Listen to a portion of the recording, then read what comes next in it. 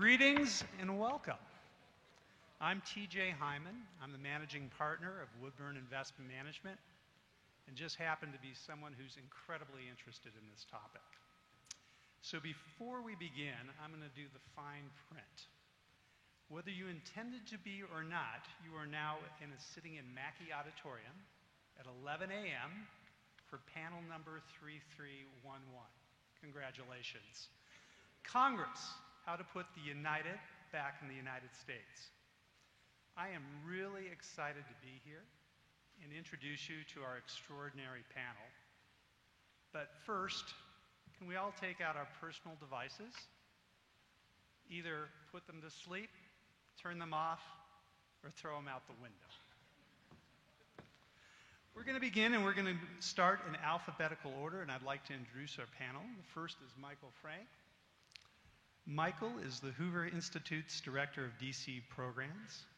In addition, Michael has direct policy and communication experience under two House Majority Leaders. He is also a highly quoted and published author on today's topic. Next to Michael is Mrs. Heather Hurlburt, the founding director of the New Models of Policy Change Project at New America. She has also served as a speechwriter to President Bill Clinton and two separate secretaries of state. She too is a much quoted author and writer on the topic. Next to her is Mr. Daniel Stid, director of the Madison Initiative at the Hewlett Foundation, whose goal is to foster the ability to govern in Congress. He has held senior level positions at the Bridgespan Group and the Boston Consulting Group, and has been described by one person who I admire very much as probably the single most thoughtful person on the subject he knows. Last, and certainly not least, is Mr. Paul Wapner, a professor of global environmental politics at the American University, focusing on the social impact of climate change. He is a published author many times over. He has a prestigious MA from the University of Chicago and a PhD at Princeton, but we are most proud of the fact that he has a BA from the University of Colorado at Boulder. Welcome back, Paul, and go Buffs. With that, Michael. Good afternoon. It's afternoon now, right? Or is it still morning? I have three panels today. So, this is a topic that, whether it's discussed openly in these kind of terms or not, it is very, very common in running around the circles I do in DC. And you notice that, well, I'll give you some anecdotal examples. I mean, I worked more recently before Hoover for Kevin McCarthy, who's the House Majority Leader now. And when I started with him, he was the whip, meaning the third most senior leader and the person who basically counted the votes and had to corral votes for the floor agenda. And what that means is you end up working very, very closely with the members. And you get to know them pretty well. It's almost entirely working with the Republican members, but you get to know some of the Democrats as well. And you can start to notice over time, especially when I was 18, worked for two different majority leaders 18 years apart, and you can see how the institution itself evolved and has changed quite a bit during that period. And so have the members. So what you have going on is variation on the. Has anybody read a book called The Big Sort by Bill Bishop, who was a CWA panelist one year, by the way?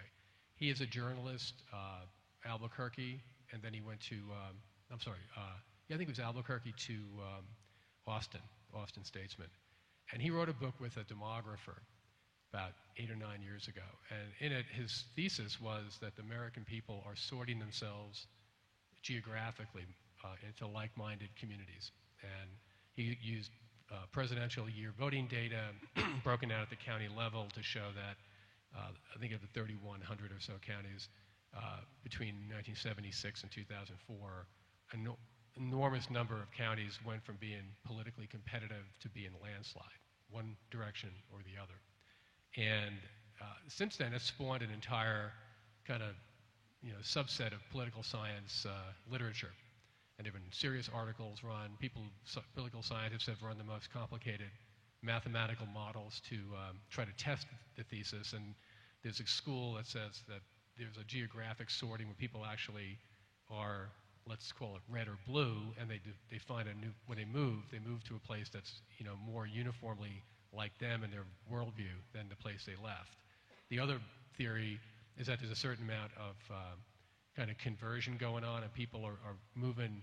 They may stay in the same place, but they're going to shift from being purple to either red or blue, or in some cases from blue to red and red to blue themselves, right?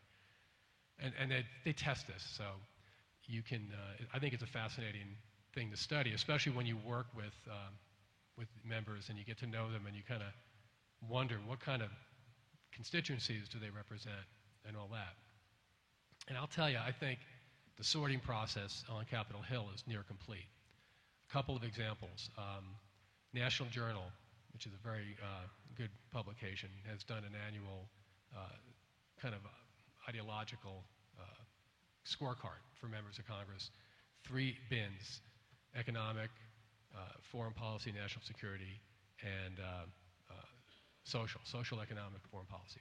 And they take about 50 to 60 votes each year in each of the 3 categories and assign either a liberal or a conservative value to the yes and the no's, and then they rank members of Congress. And when they first started doing this over 30 years ago, if you want to think about the political middle as being the number of members between the most liberal Republican and the most conservative Democrat, there were 344 House Democrats in that middle, and there were 50 some odd, 54 or 55 senators in that middle. And one example, like for example, Ed Zorinsky of Nebraska was the most conservative Democrat back then. Lowell Weicker of Connecticut, most liberal Republican, and a majority of the Senate was somewhere in between them. Fast forward, beginning in 2010, when you do that same analysis, there was 0 overlap in the Senate. Okay, so the most liberal Republican was George Voinovich of Ohio, since retired, and the most conservative Democrat was Ben Nelson of Nebraska, also retired. Nelson was voted more liberally than did Voinovich, and there was 0 overlap. In the House, the 344 had gone down to 6. And in the 2010 election, they were split 3 Republicans and 3 Democrats in that middle. Was it Molly Ivins that said that being in the middle is the most dangerous place to be? Armadillos get run over by cars, or some kind of an analogy. It was dangerous because all 3 of the Republicans in that middle were the only 3 Republicans who lost their re-elects in 2010, because that was a big Republican year, and so it was a very small number of incumbent Republican casualties. All 3 of them turned out to be the most 3 liberal Republicans on the National Journal scorecard. And on the Democratic side, at least I think 2 of the 3 were defeated. So that middle is almost non-existent anymore. And I think that reflects some of the geographic sorting that Bishop and his colleague had noticed. But there's other things going on as well. And let me just share with you some things. I'm obsessed with some of this stuff, right? I'm obsessed with the House. I love the House. I never could understand the Senate, but I love the House. So I get all this census data, it's broken out by congressional district in many cases. Then you can put it in spreadsheets and sort it by different things and see what patterns emerge. And here's what you kind of see.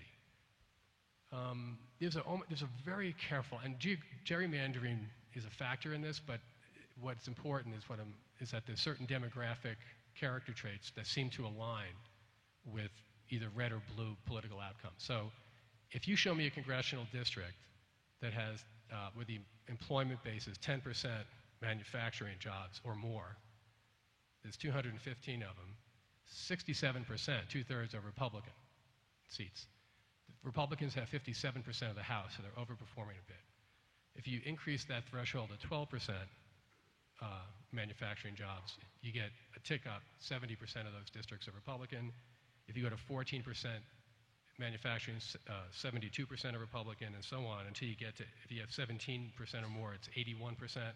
And then there's 30 districts that have over 18% manufacturing, and 28 of the 30 are Republican. So there's something about communities with a lot of manufacturing that leads to more likely Republican representation.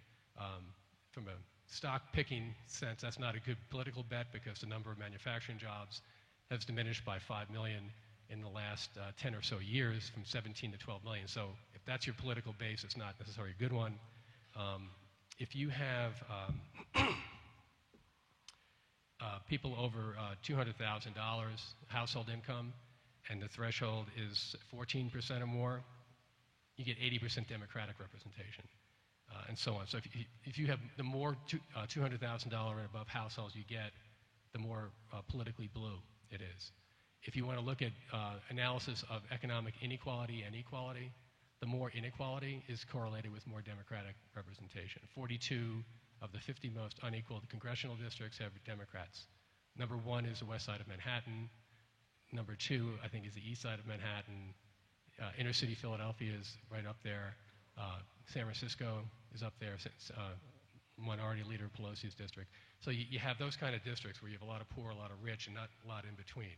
And that tends to be the way the political dice comes out these days. If you have a district with a whole lot of people with middle levels of educational attainment, and very, very few people who do not have a high school degree, and very few people who have graduate degrees, it's Republican territory.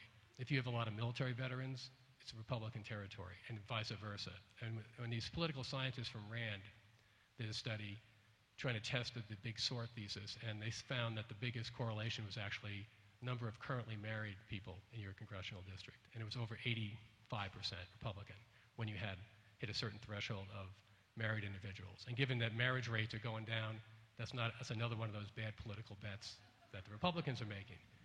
But just the way the playing field plays out. So if you're doing a map for reapportionment, here and you're Republicans, you're going to look for veterans, you're going to look for married families, you're going to look for people with middle levels of income and middle levels of education, a lot of manufacturing, and that tends to be their kind of district. The Democrats look for districts that have a lot of people at both the high and the low ends of various distributions like education and income.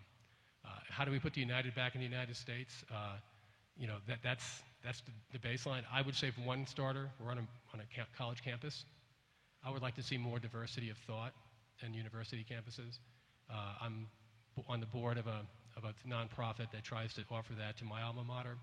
And when we did a program in November on the condition of free speech on college campuses, we were shouted down. I can't make that up. Someone broke into the session and tried to disrupt it, and the campus police had to remove them. About 200 students lined up outside the classroom and started chanting, and one person got spat upon. Go figure, you know. And it's the William F. Buckley program, and it's designed to, you know, kind of take the spirit of firing line, where you had civil discussions with people who disagreed with you, you know. And where I am at Hoover, Hoover has all the archives for firing line. We've done some programs for young kids in D.C., and we pick out an issue that's still current that was treated by Buckley at one point, and just show it to them. And they're shocked. They've never seen anything quite like it. They're used to everyone screaming and ranting and raving at each other. So part of that, I think, is to make it a normal thing on college campuses for people to be exposed in a respectful way to a whole lot of a very broad range of thoughts, unlike, I think, what's the case today. And we can maybe talk about that more during the Q&A. And I'll stop right there, okay?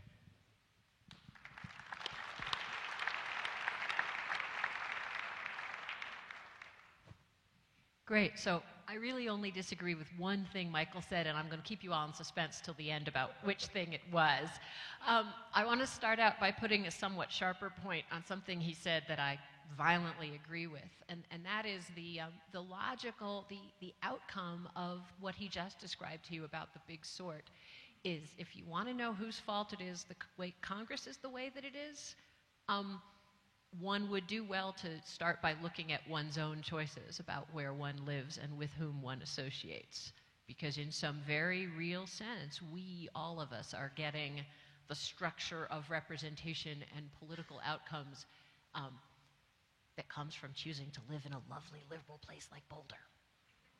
So I live in Tacoma Park, Maryland, which you may have seen, I think, was recently rated the most liberal place in the United States. So it is a nuclear-free zone, but Michael, you're still welcome to come anytime you'd like. No, I mean, and so I point the finger at myself too, but we have to look at our own role in this. So the second kind of cynical thing that I'm going to say about this topic is that I get a little personally impatient with the notion that there was some past golden age in the history of Congress. And so this idea that we need to make Congress again what it was, I mean, I trust we don't mean we want to return to the glorious era when fights were conducted with canes and fists instead of tweets. Pre-Civil War era would be, certainly one example that we all learn about as a very polarized time. As recently as the late 50s, early 60s, actually, is what is regarded by scholars as the most dysfunctional period in the history of Congress. And interestingly, one of the things that insiders, or some of our insider colleagues, bemoan is the loss of power of committee chairs. And no doubt Michael will have opinions about that from the committee chairs he worked for. But in the late 50s, early 60s, committee chairs could bottle up legislation that had majority support within their own party. So you're in the majority party, your majority wants a bill, it happens to be bad for your particular district, and you can just sit on it and it can never get out of committee. Now, that was a period that we look back on and say, well, that's not what we would want it to be like. But it was followed, of course, by the mid-60s, one of the most productive periods in American congressional history, regardless of what one thinks of what was produced. And similarly, as we sit here now in this past period, which has been so very frustrating for everybody who loves Congress and indeed everybody who thinks there are things Congress could be doing to make our country better, we are still just coming off the 111th Congress, 2009-2010, which again, regardless of what one thinks of what it did several rather large things. And the last point that I make when we sort of look back longingly and say, well, some of us had a very hard time getting our voices heard and our interests represented in the Congress of the so-called Golden Age. And, we in America are now conducting this amazing experiment in how and whether it's possible to do representative democracy using institutions that were designed for a somewhat less diverse and empowered society than the society we now have. And this is an experiment that's really never been tried in the history of humanity. So here we are. So that would be my first point. My second point is to dig a little more into some other pieces of what changed that got us to where we are. The big sort, part of the big sort, even before we got into moving where we live and who we associate with, we really started sorting ourselves into ideologically coherent parties. And American political parties of post-World War II were gloriously incoherent in some of the ways that Michael described. And your political allegiance was judged by or formed by who your dad and your grandpa voted for, or who your state had always voted for. And your own preferences about how policy problems got solved, and even your own ideology might not have anything to do with what party you sat in. And obviously that is, number one, not true anymore. And number two, it's a historical anomaly. And most other countries that have parliamentary democracies, have the kind of democracy we do, have long had much better ideologically sorted parties. And somehow they still manage to function and their governments still manage to do things. So we tend to say, oh, it's partisanship that's bad. Well, it's not necessarily partisanship that's bad. One of the things we have seen happen in the last few years, however, that really is unique is the moving of polarization from ideologies to specific policy ideas. So it used to be the case that, I'm a Democrat because I have a certain set of beliefs about the role of the state and the responsibility of the state. Michael's a Republican because he has a different set of beliefs about the role of the state and the responsibility of the state. But on any particular given policy problem, most people didn't come in with that as their starting lens for how they wanted to solve the problem.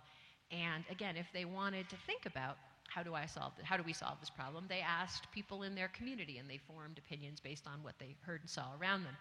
Now, thanks in part to this partisan sort, but also thanks to the change of communications technology, how we all get information, how connected we're all able to be, now we look to figures who are identified for us as party leaders or thought leaders to tell us what we're supposed to think as a Republican or a Democrat on issue X or issue Y. And there's been some fascinating changes. And there was a survey done after the 2012 presidential election looking at how young people get this information.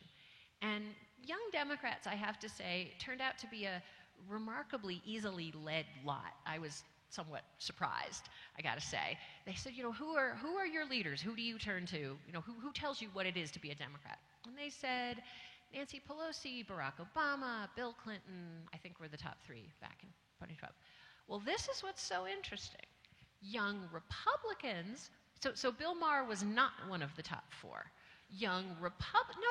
But this is very telling because young Republicans, when they were asked, did not name Boehner, McCarthy, Romney. They named media figures. Now, think about the difference between if Nancy Pelosi is telling you what to think and trying not to be mean here, and Sean Hannity is telling you what to think.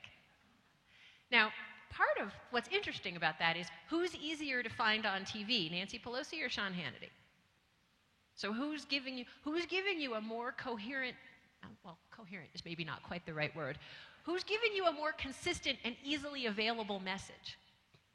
And, these gentlemen, their business is making you come back to them. It's the entertainment business. It's coherent, it's consistent and easily available. So you see the number of, torture, something I've worked on, from the moment that there first began to be a discussion about the use of torture post 9/11 through the 2008 elections, there's a bipartisan consensus that torture is wrong. Majorities of both parties say that torture is wrong. In the 2008 elections, the candidates of both parties and the sitting president all agreed that torture was wrong.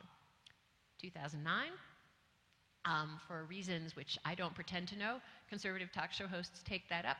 First, you see a dramatic flip among GOP voters, and then you start to see Democrats kind of trailing after them because this seeps into the culture so much, and we now have public opinion on torture totally bifurcated by party.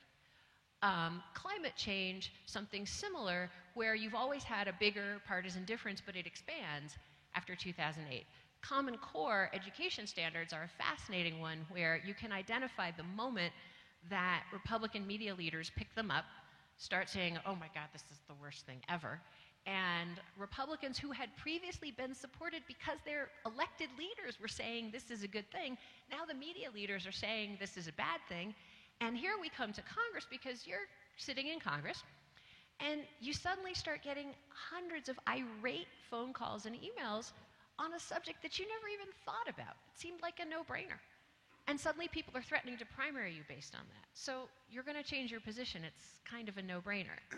And this is how the partisan climate inside Congress has really changed, where, as I think Daniel will talk more about, and at least the three of us have all had experience on the Hill, people who go work on the Hill and people who run for Congress love to make deals and love to work with each other. Or at least that was for a very long time the culture of the place. If you don't love schmoozing and working with people and finding an angle and being creative, you don't last very long there. You go somewhere else. So it isn't the case that the folks who we're sending to Congress or their staffs really don't want to work with each other. But suddenly the signals were, hey, if we catch you talking to that stinking Republican, we're going to nominate an even purer Democrat to run against you. And there were just enough high-profile examples of that working that people got very afraid. Climate changed. One further point that has changed that I think Daniel will talk more about is, all of us in Congress years, it's light years since we were all up there. And the culture that I just mentioned has changed because of these pressures from outside, and technology has also changed it. I had the hilarious experience. My time on the Hill ended in '94, which is a really long time ago. So I'm chatting to a young man who had been a Republican staffer and had left the Hill 3 years ago. And he says, it's changed so much since I left. And I thought, oh yeah, really? And he says, well, no one knows anyone anymore. They do all their work electronically, and your closest collaborator could be someone that you wouldn't recognize if you were walking down the hall. And he said, everyone used to meet up outside the particular lunch spots, and no one is there anymore, and all the informal methods of exchange. Paradoxically, the flow of information that we're all awash in because of the communications revolution has actually made it harder rather than easier for people to form human relationships and get stuff done. So what can we do? So as you may have guessed from my initial cynical comments, I have a slightly more cynical vision on what united has ever meant. We do need to give up the idea that we're going to get to some kind of post-ideological age and that we're all going to love each other and not be Democrats and not be Republicans. So if that's your definition of success, you're doomed to failure. And I'll just say that and get it out of the way. So here, however, we come to the point where I disagree with Michael. And I know you've all been on the edge of your seat. But I actually think rather than saying the sort is near complete on the Hill, I actually think we're at the beginning of a whole new sort, which is going to be very challenging, difficult, weird, painful for many of us to deal with, precisely because the ideologies that, as you outlined, we've so neatly sorted ourselves into, actually don't cover some of the major fault lines around which Americans are dividing and around which Americans are politically energized. And you're seeing this play out in both party primaries. You know, frankly, the liberal conservative, you know, look at Bernie Sanders in order to ease up on Donald Trump for a while. And it's very easy to say, oh, Sanders is a socialist, and that's the difference between him and Clinton. But if you look at his electorate, he's drawing from both the left of the Democratic Party and the right of the Democratic Party. White men are going for Sanders. So he is pulling it. It's not ideologically coherent in the way that we currently define our ideology within the Democratic Party. Some of the things that the left of the Democratic Party cares the most passionately about, Bernie couldn't care less about. He was asked some questions about Israel by the New York Post editorial board the other day, and he said why he took the positions he took, and he said, I just don't support it. There's hundreds of things I don't support, he said. Now, that's kind of an amazing, but it tells you he doesn't actually feel particularly bound by the left of his party and what it thinks, which is an interesting thing for someone who's supposedly the candidate of the left. Now, this isn't entirely parallel to the Trump situation, but it's worth noting that while you're watching the kind of fascinating ideological crack-up / sort / re-examining of things you thought were settled happening within the Republican Party, I love debating with people. So how do you, on a spectrum of isolationist to internationalist, where do you put Trump and where do you put Cruz? And, you know, where do realists fit? Where do neoconservatives fit? And how do any of the, you know, people who believe all of those things are contesting for the mantle of Republican, trying to define what Republican ideology is. We in the Democratic Party are going to have a similar fight on foreign policy at some point when we don't have the presidency. So that may be a few years longer in coming, but it will be coming, and it will be just as unpleasant or difficult as what you're currently seeing on the Republican side. So we're gonna limp into 2017 with whatever president and whatever Congress we limp into it with, on the one hand, enormous amounts of partisan hostility and bad feeling, but also these incredible opportunities to go back to sort of what I'll call the golden moments of deal-making in Congress, where you will have different clusters of officials with different priorities, and they'll be fighting to gain the high ground within their parties, but they'll also be interested in getting the high ground outside their parties. And this is a terrible thing for party discipline, and it's potentially a terrible thing for congressional institutions, but it's also potentially a really interesting moment for actually getting legislation done on some pretty big things and motivating groups of citizens who care as much about these particular issues or ideologies as they do about their partisan affiliations. So if we can find a way to reinvigorate Congress, to give Congress better, smarter staff, and flexibility to work outside the parties as well as inside them, I actually think the outlook's not necessarily as bleak as we sometimes feel like it is.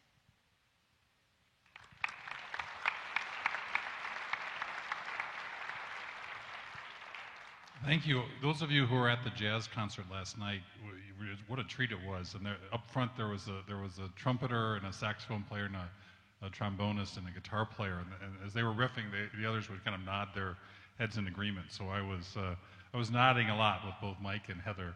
And I'm waiting, TJ, as our band leader, you can just hold up your fist, which is the high sign when I need to start wrapping up here, my own riff. I want to talk about the paradoxes that Congress embodies. On the one hand, It's the people's branch, the branch where we and our fellow citizens in the states that we inhabit are meant to be represented. But judging by the opinion polls, only 1 out of 10 of the people in this room have confidence in the institution, which is down there at the level of the North Korean government in terms of approval levels. Congress is the first branch of government. You'll remember from your civics class when you read the Constitution, Congress is the Article 1, and all the legislative powers in government at the federal level are vested in Congress in Article 1. But when we think about where we want, which institutions we look for political change, it's to the presidency or to the courts, much more so than Congress. That's a paradox. We tend to like our member of Congress or think relatively highly of them, especially when we've met them. Surveys show that. But again, we have a very low estimation of Congress. So what explains these paradoxes? And what could we do to resolve them in a way that would give us a healthier democracy? One practical thing is the media has a very hard time making sense of Congress. And insofar as our impressions of what's happening in Washington come through the media, we ourselves are constrained, and we don't have the same perspective because of that. It's much easier to cover through electronic media or television feed a Rose Garden speech or a decision being announced on the steps of the Supreme Court. People can get their heads around the candidates in the horse race for the presidential campaign, or Justice Scalia dying and what that entails for jurisprudence. That people, where if you look at the sprawling responsibilities and work of Congress between the 2 chambers and the 100+ committees and the hundreds of subcommittees and all the caucuses, and it's hard for the media to adequately represent that in any way that enables us to make sense of it. So that's kind of a practical problem, but I think there's a much deeper issue, which is, as much as we might say in principle we like the idea of representative democracy, actually in practice we don't like to look at it very much. It's like Otto von Bismarck said, that 2 things you don't want to see being made: your sausages and your laws, right? That it's in Congress where all the things that we really don't like about politics, the partisanship, the politicking, the horse trading, the log rolling, the dogs barking, however you want to describe it, that's where that occurs. That's the messiness of our democracy. It takes place in Congress. And there's been a terrific array of studies that showed that Americans are deeply ambivalent. Even though this is the people's branch, the first branch, people are really ambivalent about what occurs there. But that's really the stuff of our democracy. And I would submit that if we have to look to the presidency or the courts, which were never intended to make law on the scale they are now, for democratic outcomes, then we frankly don't really have much of a representative democracy. So that's my take. I would also riff on my friend Heather's note that we shouldn't presume there was a golden age or that we can get to some grand sweeping notion of unity. James Madison was very eloquent in the 10th Federalist, where he really talked, look, the point of this process is to adjust these clashing interests and find a way to subordinate them to some semblance of the public good. But that involves compromise, it involves half a loaf, it involves agreeing to disagree and having fundamentally and often incommensurate views of what government should do and how it should do it. That democracy is kind of inhabiting that space. And most of us, we don't want to do that. We want our point of view to prevail. I would say I'm not like that, but I think my wife's here, so I don't want to embarrass her. But so anyway, so what could we do? Let me offer a few things that I think could restore, not put Congress on a pedestal, but put it closer to its rightful place in our system. The first thing, it's a very mundane thing, but we've been doing Congress on the cheap. Congress, I think, has shot itself in the foot, or as another colleague of ours has put it, administered a self-lobotomy by basically disinvesting in its staff and its expertise. Each year we spend about $2 billion in Congress. And that may sound like a lot of money, but that's 0.2% of the amount of money that we spend annually on federal programs. So another way to think about that in terms of the appropriated programs, each year the federal government spends about $3,000 for each man, woman, and child in America. So each of you are in effect representing $3,000 of federal expenditures. That $2 billion invested in Congress translates into 6 of that $3,000. So we're only investing $6 in determining how the other 2,994 are spent and whether they're spent well or effectively. And I think that's a big mistake. A second thing we can do to improve how Congress is working is revert back to the basic patterns of majority rule that prevailed, not always, but for the most part throughout American history.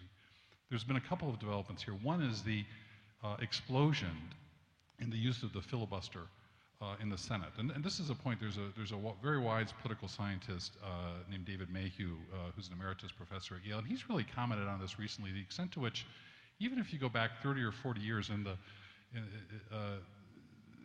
when controversial items came before the Senate, there was a presumption that sooner or later there would be a majority vote on it, and that is no longer the case. The presumption now is you need 60 votes even to get it in discussion, and that's a change. I think a similar thing in the House, where the development of the so-called Hastert rule, which among the Republicans is the premise that, and I say I'm a mugwump mainstream Republican myself, so I'm kind of criticizing my own party here. The presumption is that unless there is a majority within the majority party for a given policy, it won't be brought to the floor. So that has really reduced the majoritarian nature of the House. So what that has done is really reduced the kinds of agreement that can be reached in Congress. And so time and again on a wide array of policies needing some national resolution, whether it's immigration or climate or a range of policies where reasonable people disagree on them, when Congress hasn't been able to act because of these supermajoritarian requirements in both houses, the decisions made in the executive branch or in the courts. That's just wrong. Those are not representative bodies where the range of interests in the country are being represented. They shouldn't be making those decisions. And insofar as Congress structures its rulemaking to make it harder to just basically make majoritarian decisions, it's giving up its Article I powers. I think a third consideration is Congress needs to retain the power of the purse. This may be the hallmark of a representative democracy, is that the legislative body decides how the citizens' tax money is spent. That goes back to the Magna Carta in England. And Congress really isn't exercising the power of the purse. Consider that this fiscal year, the federal government will spend $3.7 trillion, trillion with a T. Now, 2/3 of that are on automatic pilot through Social Security and Medicare, interest on the debt, and some other entitlement programs. That spending just occurs without Congress having any say about it. Of the remaining third, about $1.2 trillion, about a quarter of that, Congress extends the money, but the programs that it's not authorized, those authorizations either have expired or have never existed. So it's really only about 3/4 of 1/3 of this $3.7 trillion that Congress is actively exercising the power of the purse on. And I think this is an area where, until we can address this problem, again, it's harder to say we have a representative democracy. A fourth thing that can be done is really to increase oversight of the executive branch. If you look at the number of hearings and the way that Congress has kept tabs on the executive branch, where all this spending and activity is occurring, it's really gone into decline. And I think the demise of the congressional expertise and the staffing and the horsepower that Congress at one point had, but is basically disinvested in over the past 2 decades, has contributed to that. But that also is a fundamental responsibility that Congress needs to step up to. And I think if those 4 points occurred, we'd see one broader development, which is much more room for negotiation and compromise between and within and across parties and committees and houses. And that's, I think, something that would allow for a better adjustment of the clashing interests.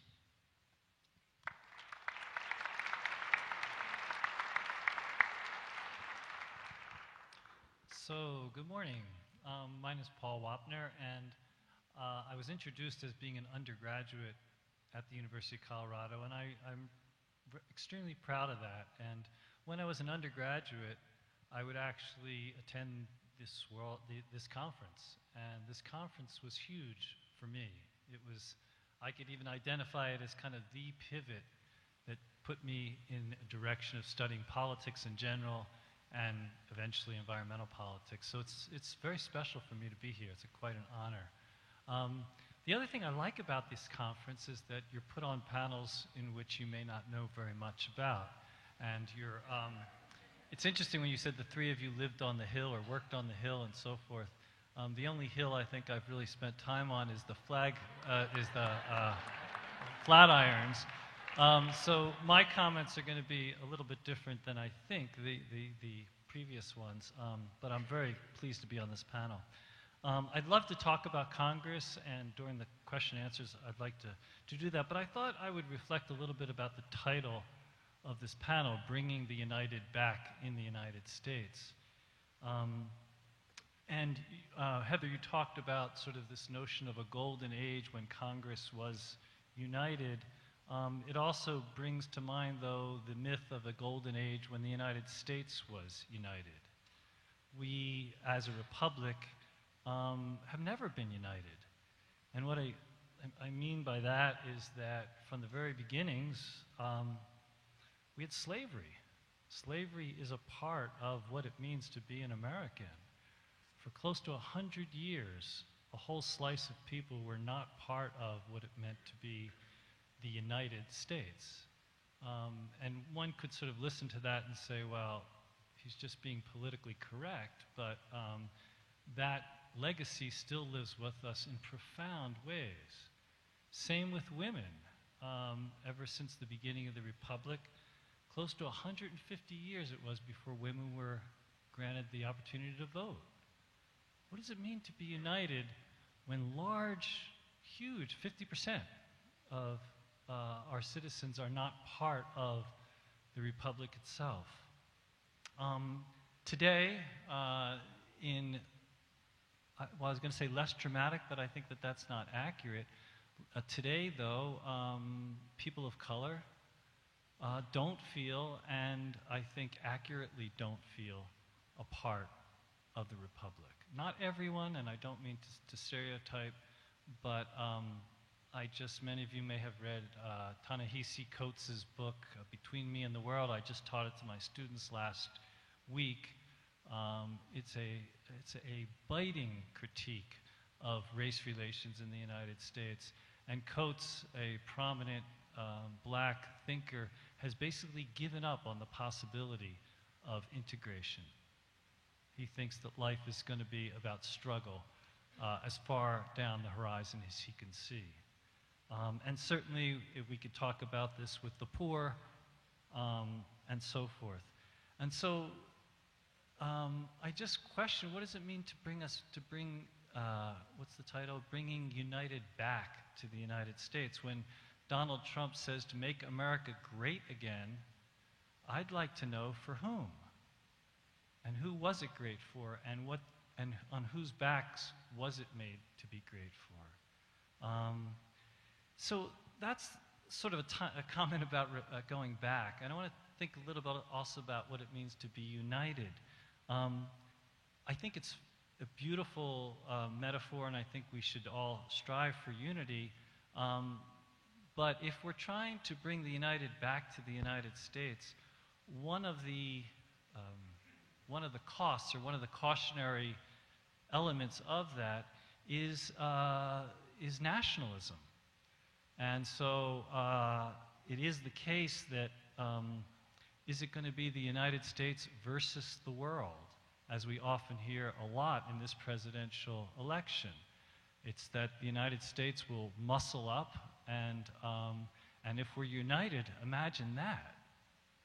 I actually think in this presidential election we should allow other countries to vote, because I think that that would say a lot to what the stakes are about.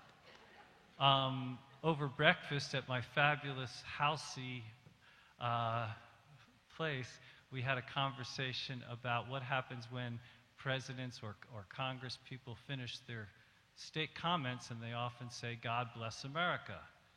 Well, when is the day we're going to hear "God bless America" and everyone else on the planet?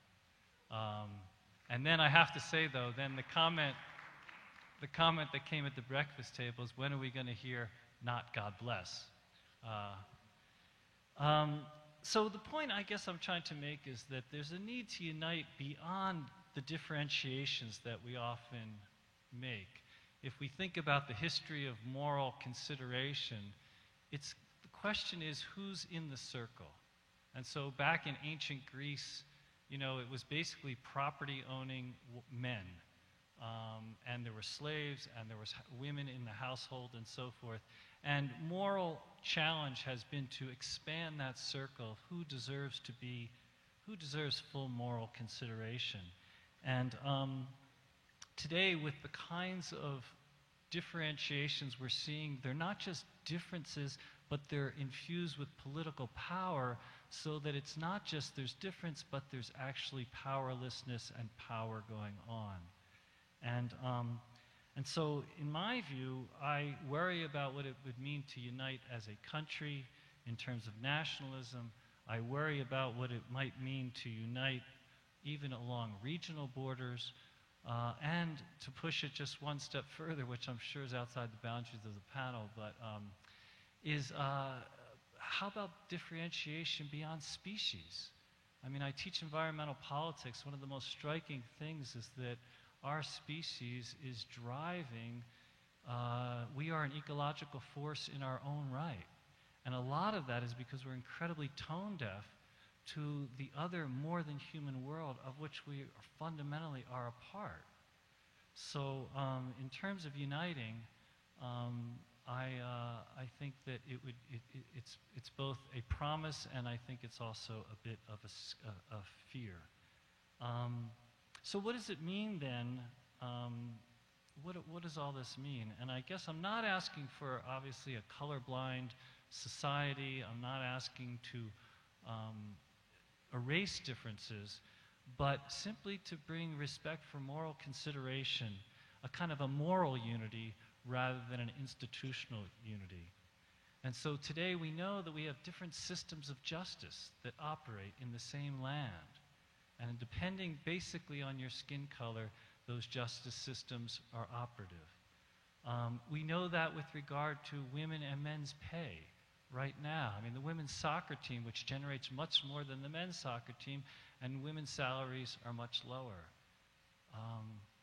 What does moral consideration demand in such situations? And finally, I would just add, I do environmental politics, and so much of what motivates our society today is an extractivist model or orientation toward our world. And what I mean by that is certainly extractivist in terms of resources, where we feel like we can just dig into the belly of the planet and pull whatever we want out of it and burn it independent of how that matters.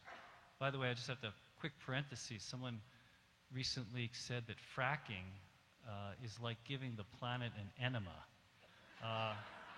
But in any event, my point is that the way we deal with this extractivist mentality is not just toward the earth, but it's toward other people, where we actually think we could extract other people and use them, so we have sacrifice zones in the United States and throughout the world, where we basically assume that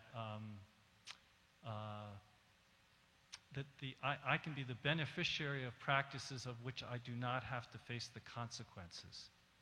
So I can be a member, I can be in this room and benefit from the burning of fossil fuels to heat and to light this place, but I don't have to live in those areas where that mining's taking place, and I don't have to live in the places where the emissions are necessarily going, except when the emissions get global, which is obviously what's happening. So I'll just finish by saying that to me, bringing the United back, I'm not sure what it means, but I do know that bringing justice, or having justice equally before the law, and a culture of justice is extremely important. And in this presidential campaign, when some of the candidates are not only drawing lines between us, but accentuating those lines, building metaphorical and apparently physical walls that are going to be paid for by the very people that those walls are basically going to be built upon, not just divided, to me is very scary. One thing that I was thinking, so what's a cheap way to end, I guess, but you know, there's these flags outside Old Main, I guess, as we walk back to the UMC. And wouldn't it be interesting if on each of those flags we sew a little emblem of the planet to suggest that we are different countries and difference is something to celebrate. But let's remember that there's something beyond that of which we are fundamentally a part. This is the Conference of World Affairs. I think it could also be called the Conference of Earth Affairs, and because that's ultimately what it seems to be this is about. So thank you.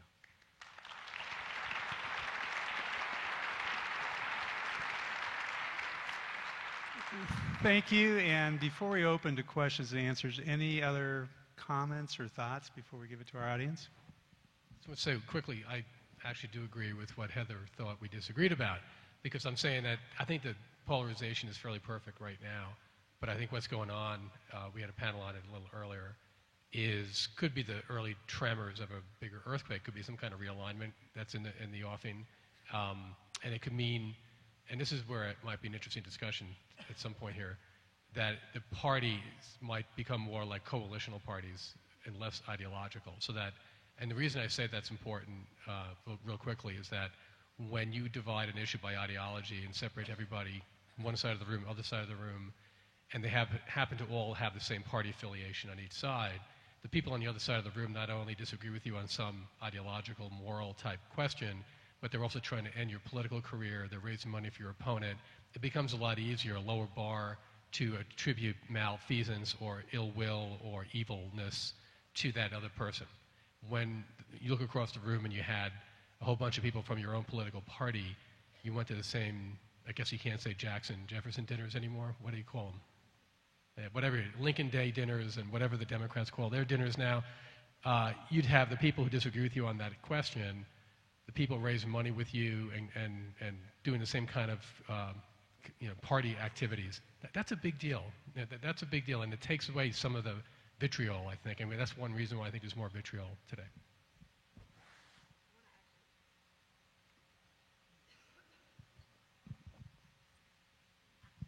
Thanks. I want to piggyback from that, actually, to I think, connect, Paul, to something you said, and then I have a specific question for Mike and Daniel. I just want to stress something I said earlier, that this trying to have a representative democracy using money, using interest groups, using the kind of Madisonian compromise, adjusting of interests, with so very many interests having at least a little power and expecting they ought to have more power, is something we've never seen tried on this scale. You know, for a while, it looked as if the smaller European democracies, which is much less difficult when you're that much smaller, had it figured out. Now, frankly, the social contract in some of those states is falling apart faster than it is here. And you're seeing more extreme variants of the Trump phenomenon than you're seeing here. So whether we like it or not, this question of Congress is very much the next stage of the grand American experiment, Paul, in many ways, as you described it. Can we get better and better at delivering, at deciding what we want to deliver, and then expanding the universe of people to whom we agree to deliver it? And that's going to be the great challenge of, well, the students' lifetimes in particular. The specific question I wanted to ask you too is, Daniel, you raised the question of oversight. And this is something I'm mildly obsessed with as I come out of the national security field. And you've seen on the national security side just a complete collapse of oversight. And, you know, partly because of the sort of lobotomizing of Congress that you mentioned, but even more so, I think, in the post-9/11 world, it's just not in anybody's interest across partisan lines to point out that our security apparatus might not be doing the best possible job. And that's something I'm very interested in. We talked a lot about it in my previous panel, so this is a little bone for those of you who bravely stuck it out in here for 2 panels in a row. But what's your perspective on why we can't declare war anymore?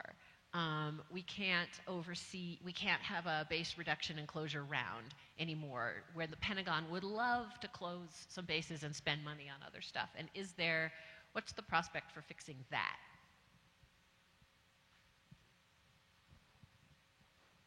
Very good question. I think one of the things that has led to the demise of the kind of sustained and thoughtful and expert bipartisan oversight, and again, that's probably a golden age description, has been the demise of a common enemy. So that if you look at roughly the 50 years beginning in the post-World War II era up through the 90s, when we had a common enemy, that kind of grounded and brought a very concrete objective to the role of U.S. national security that I think members of Congress were disciplined by. Once that goes away and you've got a multiplicity of threats that it's much harder to get your head around, and I think that leads to, frankly, more irresponsibility. So I think that's one big problem. You know, I think the nature of oversight, and this gets at something we haven't talked about, I think, helpfully so far, has been the polarization between the parties in Congress. Mike referenced some of the things that give rise to it. But to do oversight is an institutional responsibility. It's when Congress decides we need to keep track of the executive branch and ensure that the money that they are spending and the activities that they are undertaking are consistent with the laws that we have passed and the budgets that we have passed. But if that becomes a partisan activity, your thinking as a member is the president of my party, in which case I want to do everything I can to basically enable them to do what they're going to do, or is the president of the other party, in which case I'm going to do everything I can to embarrass and put the screws to them. So that doesn't lead to the constructive effort. So I think in addition to the demise of the common enemy, I think another problem here has been the rise of polarization, which prevents this exercise of this institutional, not partisan responsibility.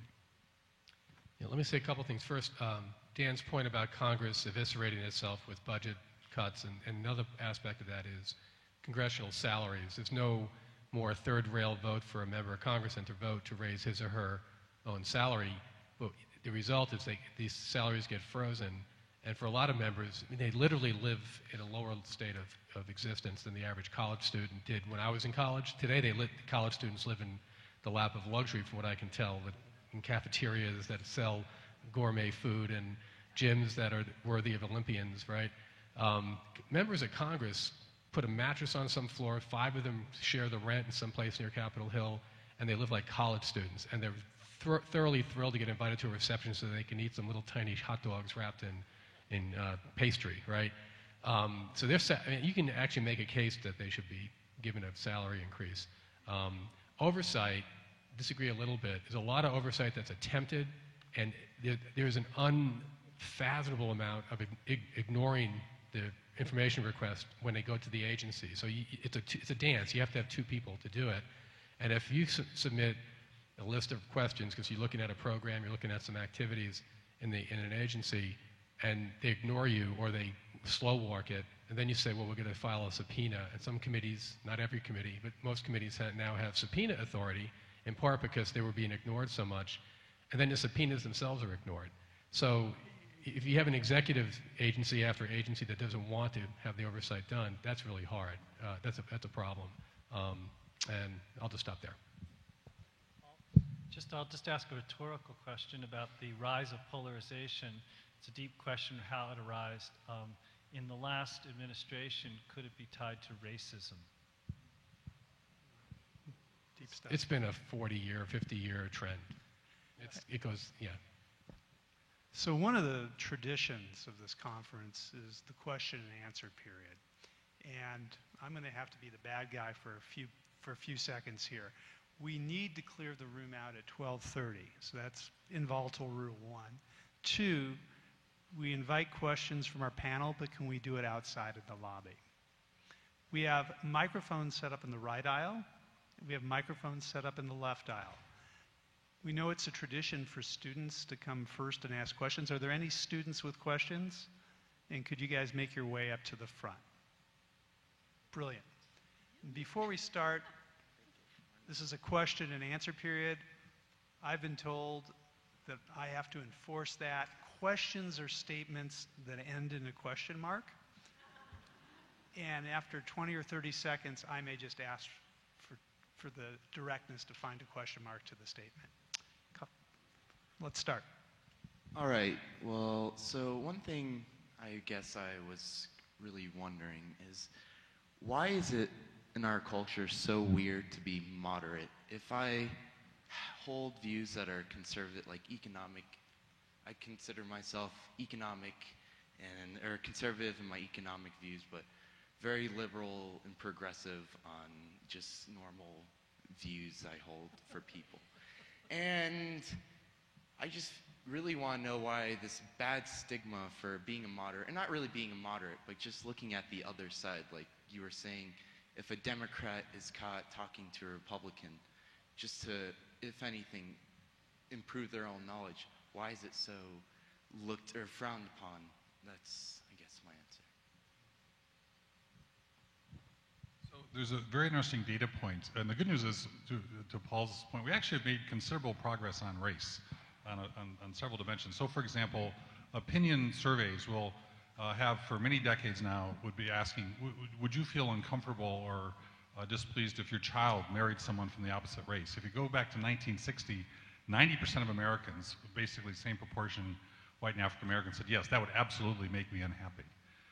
And if you fast forward to today, that number is down to under 1 in 5. So there's been tremendous decrease on that. So that's a promising dimension. It's not everything, but that's some progress.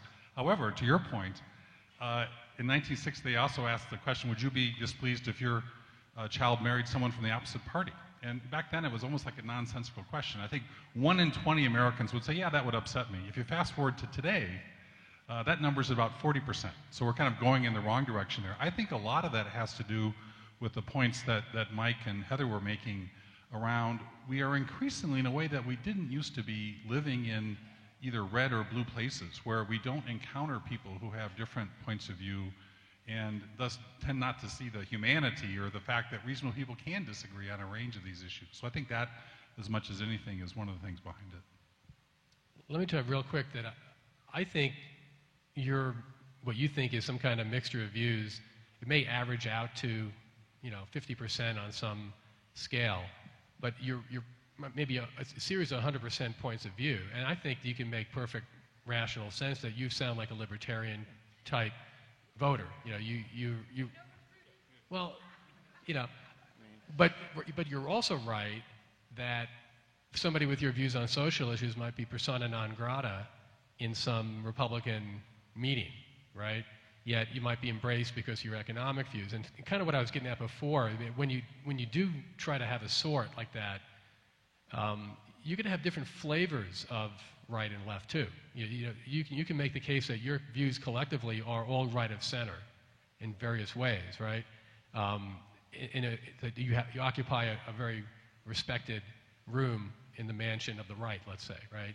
And then the left, you have the same kind of dynamics going on. You have seemingly mixes of views that, when you think about them, make sense and just put you in different camps.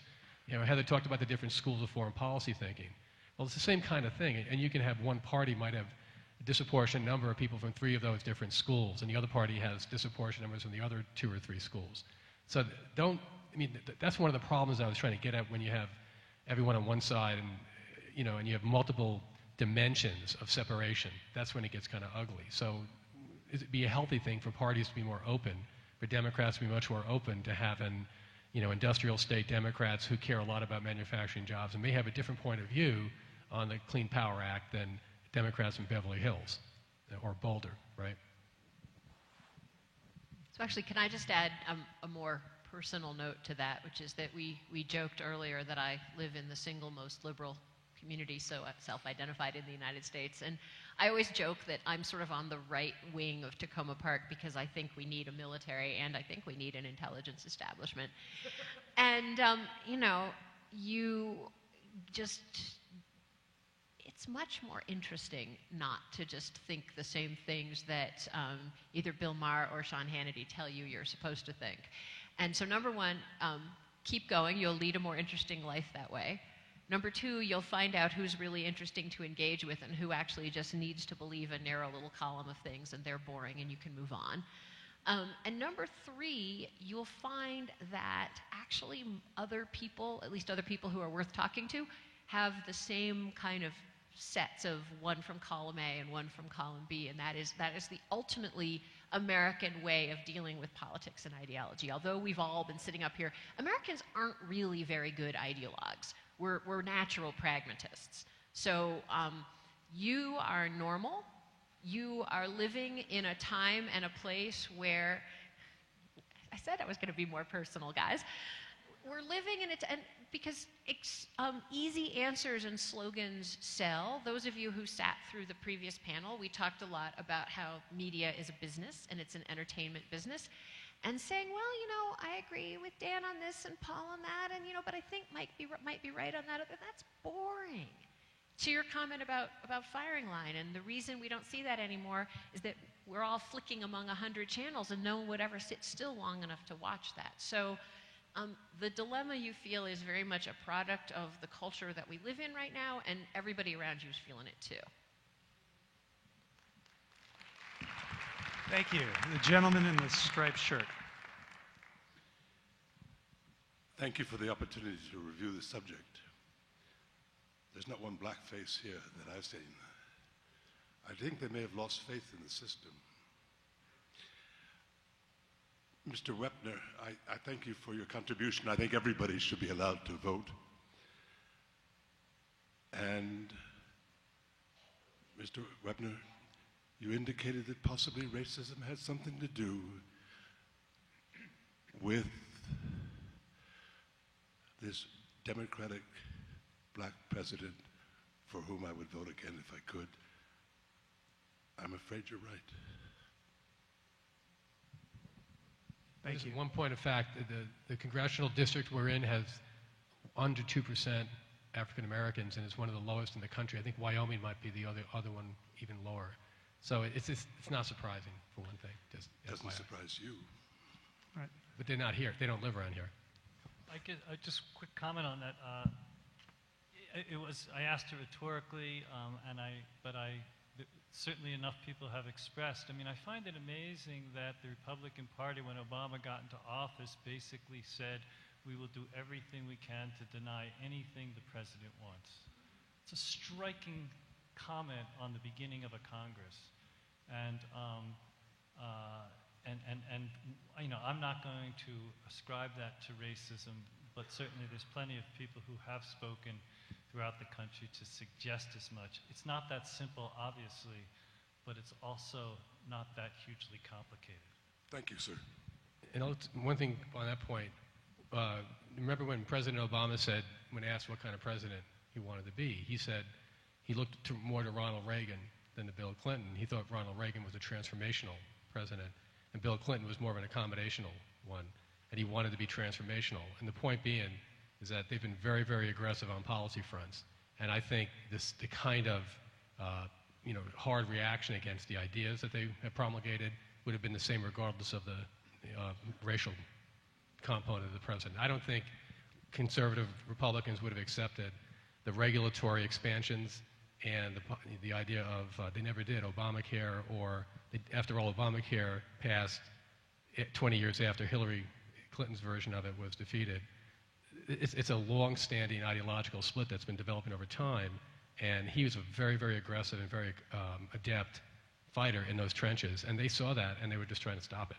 Well, my response to that would be, though, that actually, when he first came into office, he was actually a lot more accommodating, and he reached across the aisle many times, and each time he reached across, his hand got slapped. And so these executive orders that you're talking about, the executive orders, I mean, that came from a Congress that was unwilling to work with him at all. And in fact, we talk about Obamacare, but in fact, Republicans had actually supported some of the parts of Obamacare, certainly in Massachusetts and so forth. And then when it comes to when Obama says it, all of a sudden it's off the table. A lot of people have said, I used to work at Heritage Foundation, said, well, the Obamacare is just like the Heritage Foundation plan. And my counteroffer is, well, then would you let me write it? And everyone says, here, at least in Boulder, no, we don't want you to write that. We want Obama to write the Heritage Plan. It's very, very different. And there would have been a few junctures in that healthcare debate where if they just made a few accommodations, they could have picked up 4 or 5 Republican senators and a dozen or more House members. It would have been bipartisan. They would have given up 5 to 10% of what they were asking for, and it would have created massive chaos in the Republican Party. Instead, they made it really easy for all of them to be against that thing. Just for fun, I'm going to interrupt your back and forth. Because actually, there's a sense in which I think you're both right. And I think it's important for all of us, wherever we're coming from, to challenge ourselves with the idea that you might both be right. And the reason I say that is, first of all, I do think the ideological battle lines were drawn such that if Clinton had been elected back in 2008, the sort of crazy over-the-top rhetoric we've seen would have focused around gender, and it would have focused around sort of the Clinton family baggage rather than race. But I think you would have seen, a similar kind of unpleasant explosion of sexism along with the ideological battle rather than the unpleasant explosion of racism that we've seen. And so the bigger point that I want to come back to out of that is that it's really easy for a room full of right-thinking liberals and right-thinking non-Trump Republicans to say, oh yeah, there's politics, and then there's this like nasty racism, sexism, icky stuff that we have nothing to do with. And that's just not true. That, it's just not the case that there are some human beings that are more horrible than other human beings, and by happy chance all of us are the good ones. Sorry if anyone thought that. So then we got to ask ourselves, where is this current of fear and feeling of that the system has failed us, that we are displaced by the system, that we have no future? Where's that coming from? And that it's then bubbling to the surface and being channeled in these very problematic, racist, sexist, homophobic ways that then drive whatever ideology you're in a really unpleasant direction. And I'm just going to address myself to the liberals now. If we, I agree with a lot of what Paul said. But what we take from that is, the only thing we have to do is beat the Republicans and then everything's cool. We are going to find ourselves in an even worse place than we are now. And if we don't look at our own role in creating some of the dynamics that we're decrying here. A lot to think about. I always appreciate being able to ask a question because I've really been confused for a long time now about Mr. Wolpner, you brought up, God bless America and the rest, and God bless the world, and God bless. I grew up in Southern California, and I remember in my government class, the only thing I remember is the U.S. is about separation of church and state. And I moved out of the country for a few years, and now I'm back for quite a long time. And that doesn't seem to be an issue of separation and church and state. And I wonder when that changed. Did I miss something?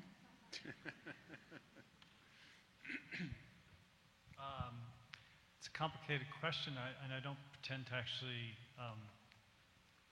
know. I don't study the question of that separation. Separation is fundamental, though, to the Republic, and I actually think it's been a negotiated history. And so in certain times, I think that has expressed itself in beautifully clear ways, but it's not such a clear question when one's values come from a religious context and then those values gets translated into a political realm. It becomes hard to say. It's sort of like scientists who care about climate change. When do they stop characterizing it? When do they start advocating for it? So, and I think what you've noticed since you've been gone is that there is a stronger religious right, and it's not to say that there's not religious sentiments in the left as well. I think that, so I guess I'm just celebrating the question more than answering it. I think it's a great question. Sir.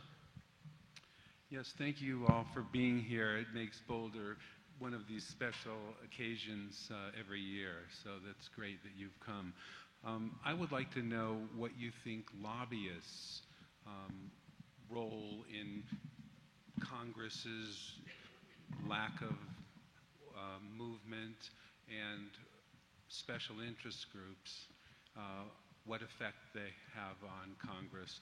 And secondly, I thought the Congress got a lot wealthier during and especially after they took office. We forgot. So that's a great question, and the answer is you should all go out and buy a book called The Business of America is Lobbying, written by my colleague at New America, Lee Drutman, whose work Daniel has generously helped to support. And he traces the history of the growth and professionalization of lobbying in American life. And it's really quite stunning, basically, and it's challenging for someone like me who says, oh yeah, opening up Congress was great, letting more voices in was awesome. Because who really took advantage of the opening up of Congress to new voices is business, which in the mid to late 70s starts realizing, oh, there's an opportunity here. And I will massacre all of his figures. Daniel may remember some of them off the top of his head, but basically there's more money spent on lobbying Congress than there is on staffing Congress. And as a member of Congress said of the changes that have taken place, if you wanted a legislative body that was run by 25-year-olds and lobbyists, that's what you've got. Just one other riff on Heather's answer, that there's sort of a nefarious image of the lobbyists, but they also, the right to petition is kind of woven into the First Amendment. So this is a protected right to. So I think it's also the case that, when Congress doesn't have the in-house staff and expertise it needs to make sense of exceedingly complex issues, they need help from somewhere, and suddenly you have thoughtful people, and the best lobbyists, will almost invariably give both sides of a perspective. They're not helping their cause any by surprising members about what some other point of view. So it's not necessarily a problem. There's a couple of, and I think this is one of the ways by bolstering Congress's institutional capacity, it could regulate this a bit more effectively. The one thing, though, that is missing, and Lee Drutman has spoken to this, is there are certain types of interests that just simply aren't as represented. The corporate interests are very well represented. In fact, corporations spend far more on lobbying than they do on elections. It's a little bit of a three-card Monte game with a discussion about campaign finance in terms of corporate influence. Corporations, spend, for every dollar they spend in campaigns, they spend a dozen or more in lobbying in between elections. So one of these interesting points is, could you conceive of a public interest lobbyist that could represent groups that wouldn't otherwise have voices? That might be another useful adjustment.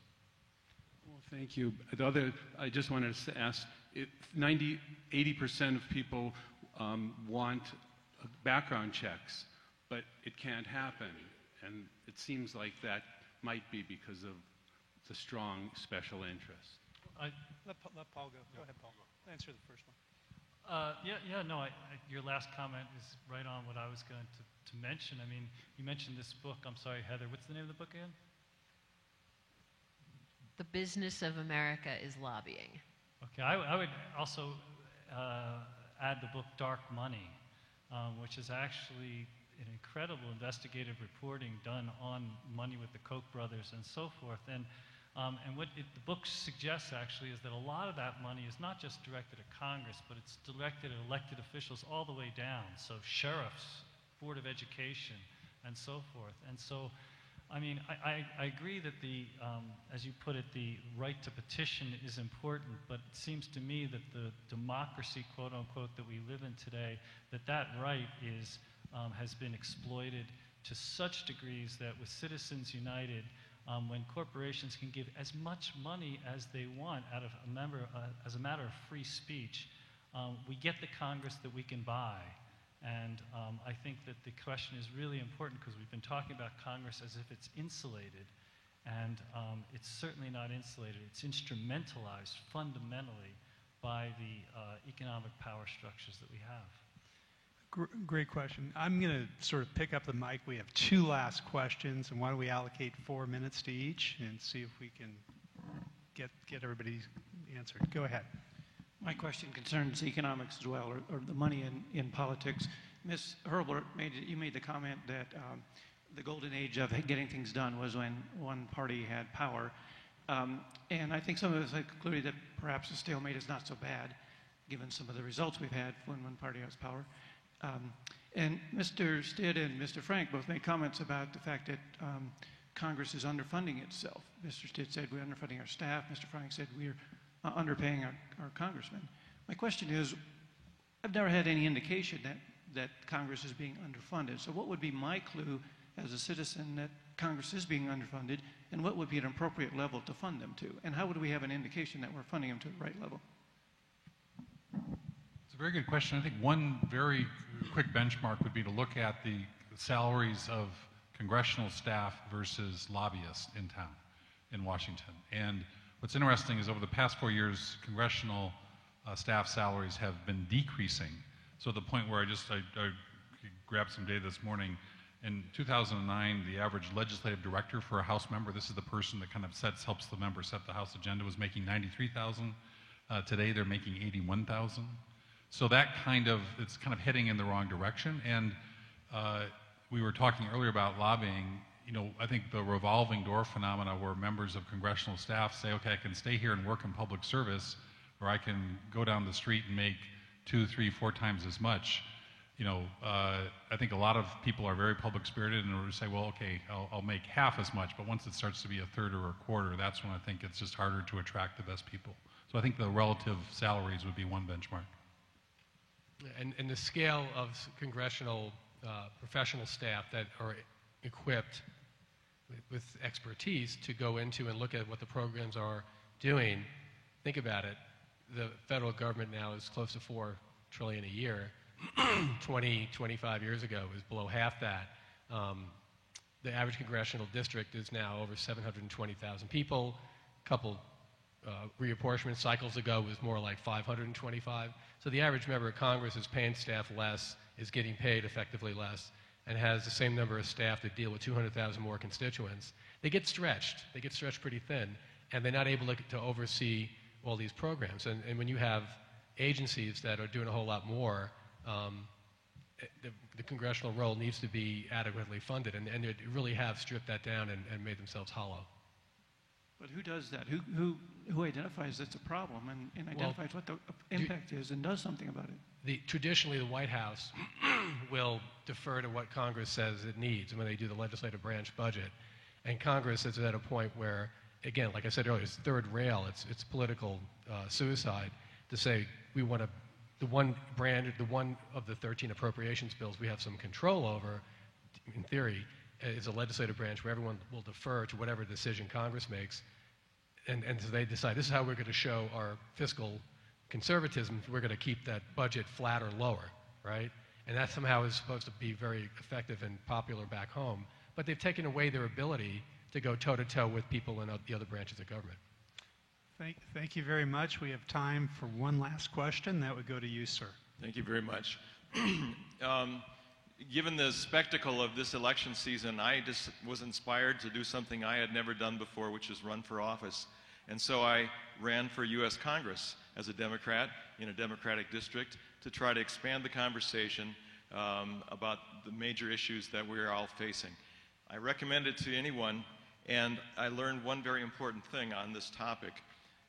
We all know that Democrats and Republicans can easily get into battles with one another. Now we know that Democrats who favor one candidate can get into battles with Democrats who favor another candidate. And then I found out that those that favor one candidate can get into battles about whether they should be rabble-rousers or play by the rules. And the rabble-rousers will differ vehemently about how to be a rabble-rouser. It got me thinking about whether this sort of going feral in the political process is a part of human nature, sort of like the Star Trek episode where something bad gets in the air conditioning and they all revert to beasts in the jungle, or whether it's that the problems that we're facing in the world today are just so serious And I know that's kind of self-referential, but I wondered if you have a comment about what, in some deep philosophical way, is producing the results of disunity in our time and place, and whether there's hope for us. Big question for the last 3 minutes. You want to start, Dan? The answer is yes. I think politics can bring out the worst in us. There are some settings where we can rise above that. A lot of it depends on leadership. I want to congratulate you, sir, for doing something which our Constitution is premised on people doing, which is thoughtful people with ideas about how government should run by putting themselves forward. So that takes a real act of courage, and I think we need more people like you to do that. So thank you. And I also would say that some of the problems that we're facing now, I think in particular the climate issue, but I think if you also look at the security issues that Heather knows much more about, those are things that are just very hard for a democratic political system that is more focused on the next 1 or 2 years to really, and more oriented towards the interest of this generation, in particular the older members of this generation, to wrestle with. So I think we do have a thorny set of problems. Yeah, great question. The world faces humongous challenges, extraordinarily complex, and it needs leadership. And so I think it's really important for people to step up. I wanted to just share with my students. I live in Washington, D.C. I actually live in Tacoma Park, but we don't know each other. She's on the right, I guess. But I take my students to lobby Congress people, and we usually just get to meet the aides and so forth. But I had this opportunity with my students. We were talking to a congressperson. This was back in the Bush administration. And the congressperson said, we were sort of saying, why don't you support these kinds of things in terms of environmental issues? And the person said, gosh, he says, I'm a Democrat in a Republican administration. I can't do anything. I'm powerless. And I looked at him, I said, you're powerless? You're a congressperson. And if you feel powerless, what does that mean? And it made me it's complicated where power operates. And so I would suggest that not all of us can be representatives, but in fact all of us sit at a very important spot in terms of these issues. And I think that it's been really interesting to focus on Congress, but Congress is a reflection of lots of other things. It's a key node, but there's other nodes as well. And I recommend us all to kind of, figure out where we are. 30 seconds. Why do 65% of Americans think we're going in the wrong direction 7 years into an economic recovery? The labor force participation rate is 3 points lower than it was when the recession ended. The incomes have been flat. Student loan debt is up. The number of people on food stamps has topped out of 45 million, has stayed there all these years. There's a lot of people suffering. The system doesn't seem to be working for them.